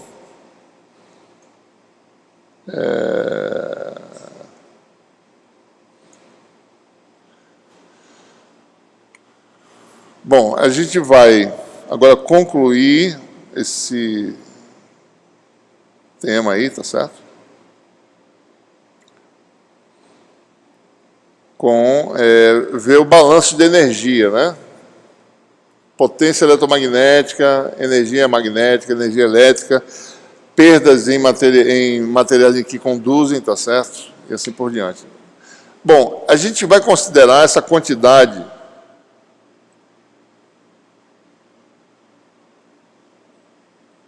formada pelo produto vetorial de A com H. Se a gente for avaliar essa expressão, essa quantidade, ela tem dimensão de quê, né? Volts por metro vezes ampere por metro. Isso é o quê? Watts por metro quadrado. Isso aqui é uma densidade de potência, certo? Tem essa dimensão. Vamos ver se ela realmente tem um significado. Né? Então, vamos definir isso aqui. Eu vou chamar esse vetor, por definição, tem importância sempre, né? Energia é uma coisa importante. Para calcular, o que eu quero fazer? Bom, deixa eu calcular o fluxo, né, desse vetor para o interior de um volume fechado. Tá? E ver de que forma isso se relaciona com variação de energia e com perda ou ganho de energia. Certo? Então, eu quero calcular, se você tem aqui uma superfície, por isso que eu estou usando o sigma, né? De sigma para o exterior, né? Ou seja, isso aqui é um N, né? De sigma. Não precisa disso, não, né? Então, vamos calcular o fluxo para o interior e ver como... Eu posso calcular para o exterior também, né? Mas vamos calcular o fluxo, tá certo? Para o interior. Então, seria a integral de superfície. O volume dentro aqui é V, né? Integral de superfície. De S, produto escalar, com menos de sigma. Então, esse cálculo requer a integral de superfície. Menos, né? É vetorial H. Antes de fazer isso, né? Teorema de Gauss, isso aqui é menos integral de superfície de S de sigma, né? Ora, pelo teorema de Gauss, isso aqui é a integral de volume do divergente de S, né? Então, essencialmente, eu preciso calcular, para calcular esse fluxo, menos, né? Calcular o fluxo, eu preciso calcular a integral do divergente de S dV. Então, essa é a quantidade importante, né? Quem é divergente de S? Que é divergente de E vetorial H. E aí tem uma identidade vetorial que permite expandir isso aqui, tá certo? Não vamos derivar essa identidade, que não é trivial.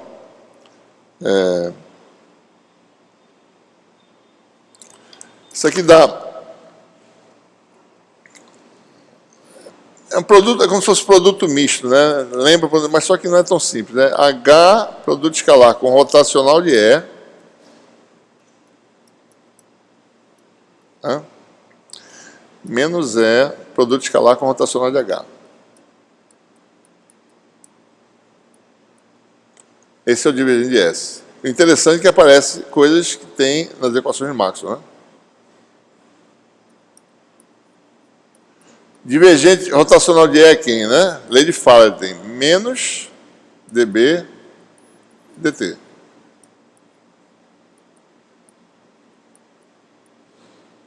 Lei de Ampère generalizada, J mais dd dt. Né? Então, divergente de S dá o quê, né? Tem um termo que é menos EJ,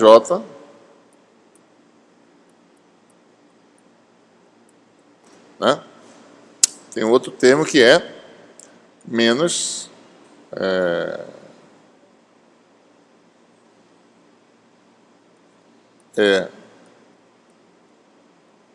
dd dt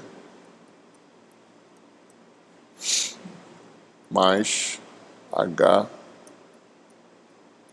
dB dt. Pronto. É isso que a gente quer fazer, né? Então a gente quer menos o divergente, porque o fluxo para dentro tem a ver com menos divergente. Menos divergente da EJ, né? Mais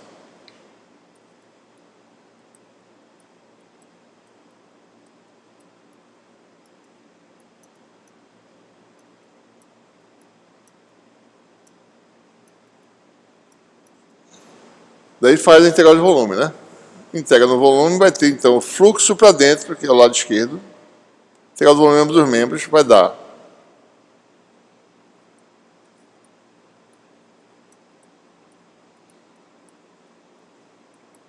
é o fluxo para o interior, né? Menos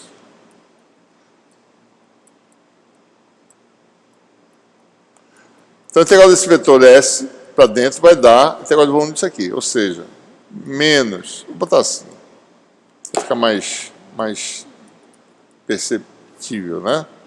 S escalar menos d sigma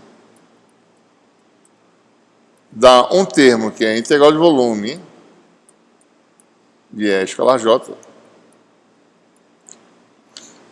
mais uma outra integral de volume que é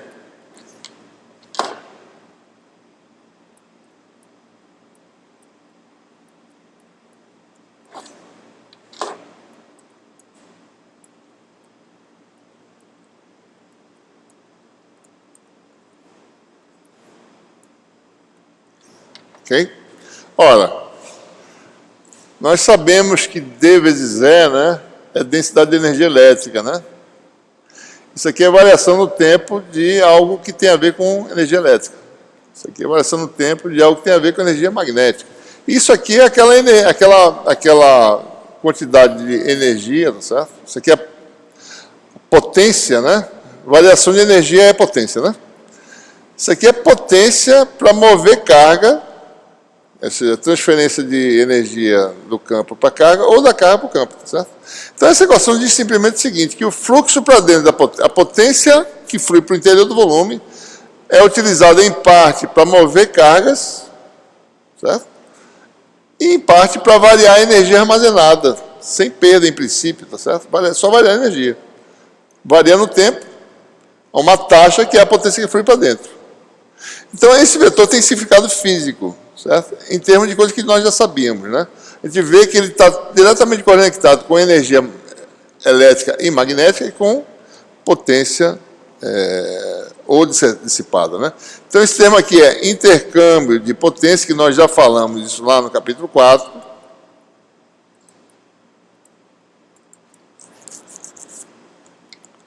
Intercâmbio de potência, né? A gente fala em intercâmbio e não fala em perdas, porque pode ter ganho. Em geral, se o material é passivo, é perda, né? Condutor, perda. Mas eu expliquei que tem situações que você inverte o processo e você pode ter ganho, né? Entre E e J, tá certo? Entre campo e portadores livres, né? Isso aqui, bom, isso aqui é uma taxa de variação da energia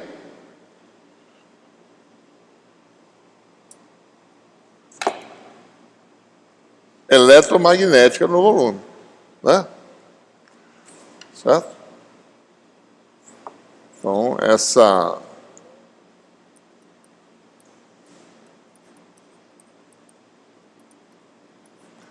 quantidade aqui. Vamos ver se faz sentido, tá? É dt mais H dBdt, né?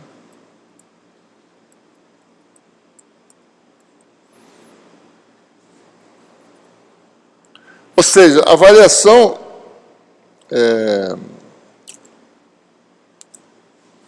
observe aqui o seguinte, né? A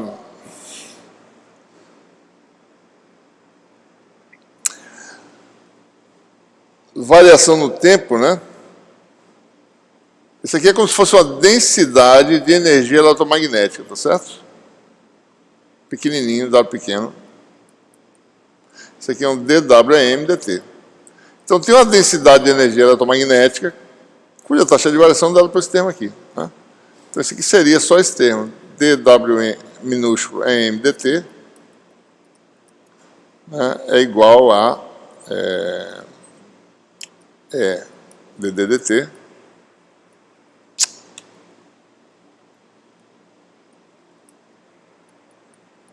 mais H dBdt, né?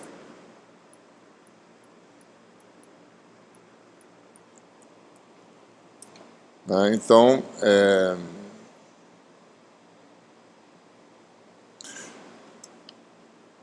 só escrevendo o teorema de Point, né? Na verdade, o teorema de Point, né? Esse balanço de energia. O fluxo de potência para o interior de um volume fechado é utilizado para intercâmbio com portadores de carga e para variação de energia. Está aqui, certo? Então, você pode...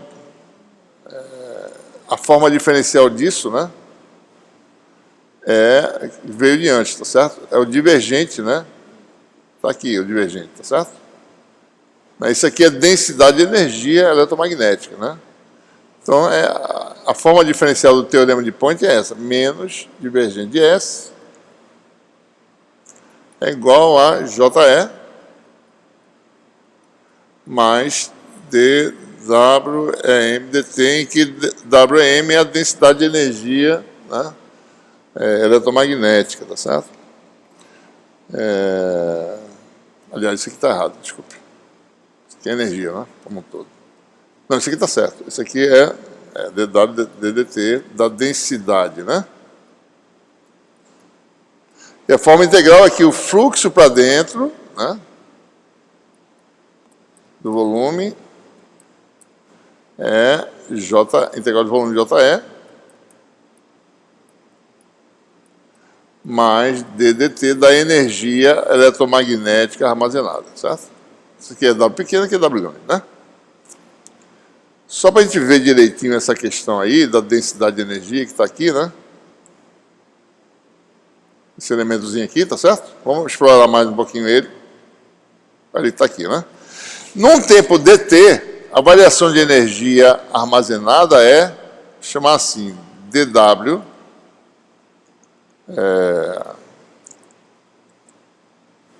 assim, num tempo dt, a variação de energia, quer dizer o quê? Que a variação de energia eletromagnética é delta W é M.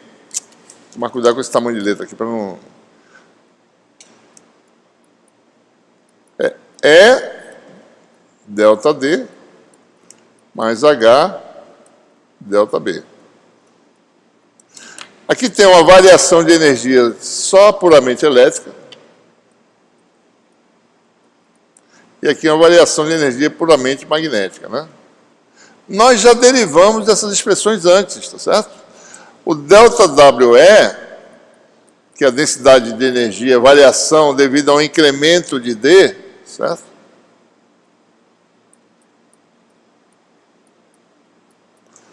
Para um sistema linear, né, isso aqui eu já mostrei, isso aqui dá 1/2 sistema linear.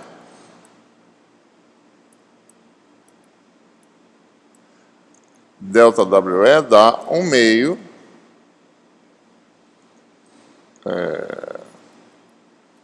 de delta de D vezes E. Para um sistema linear, delta D é 1/2 da diferencial do todo. Porque um é proporcional ao outro. Se você expandir isso aqui e usar a permissividade, vai dar isso aqui. Para sistema linear dá isso, tá certo? Então, a densidade de energia é isso aqui, ó. Elétrica, 1/2 DE. Certo? Sistema linear. Mas a forma geral é essa aqui. Sistemas não lineares, você tem que usar essa forma mais geral, certo? Então, observe, né? De fato, tá certo? É a mesma coisa no caso magnético. Delta WM igual a H delta B, para sistema linear, eu tenho que, mesma coisa, né? Essa mesma propriedade, que o WM vai se reduzir a 1/2, né, de BH. Que nós já tínhamos obtido antes. Densidade de energia magnética, certo? Então, se o sistema é linear, certo?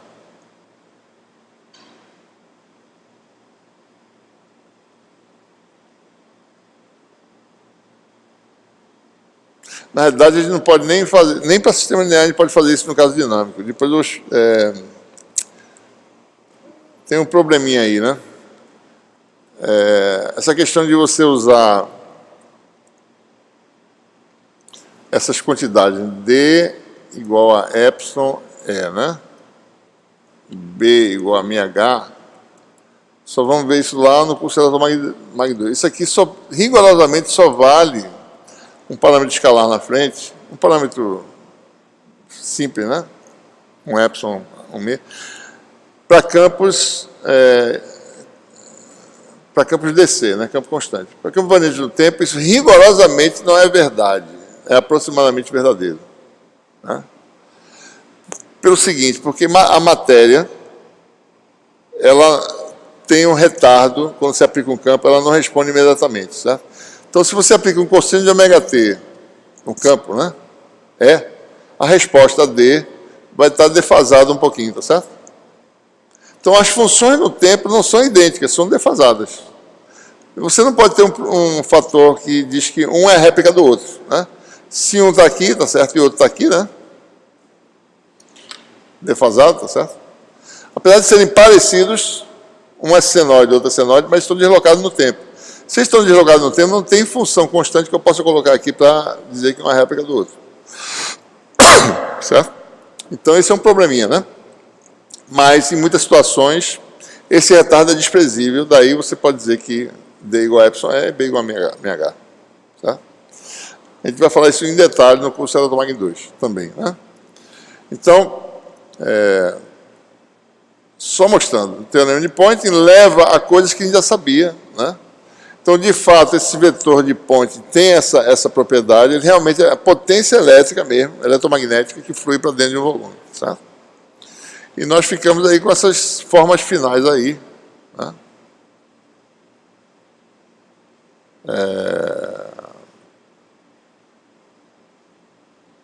para o teorema de Point, né? São equações simples, né?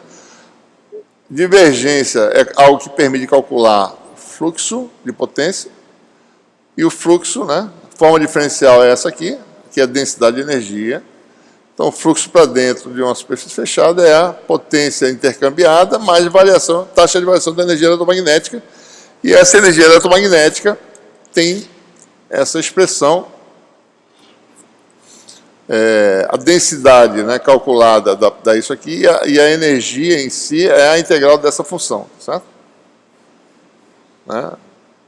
Se você fizer a integração, tá bom?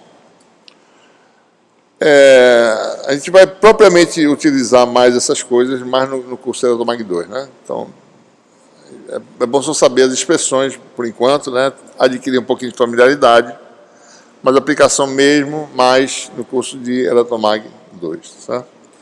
Bom, então acho que a gente termina aqui, né? Algumas das coisas que tem no final do capítulo, que são, eu falei em esterese, essas coisas eu já falei, tanto no caso elétrico quanto no caso magnético, né? As implicações de um sistema em que a energia é não linear, certo? Sistemas não lineares, nós já falamos disso antes, tem de novo aí revisitados aí no final desse capítulo, certo? Mas já foi dado tanto no caso elétrico quanto no caso magnético, tá? Ok? Então, vamos parar por aqui. E aí a gente combina com o Lucas essa aula específica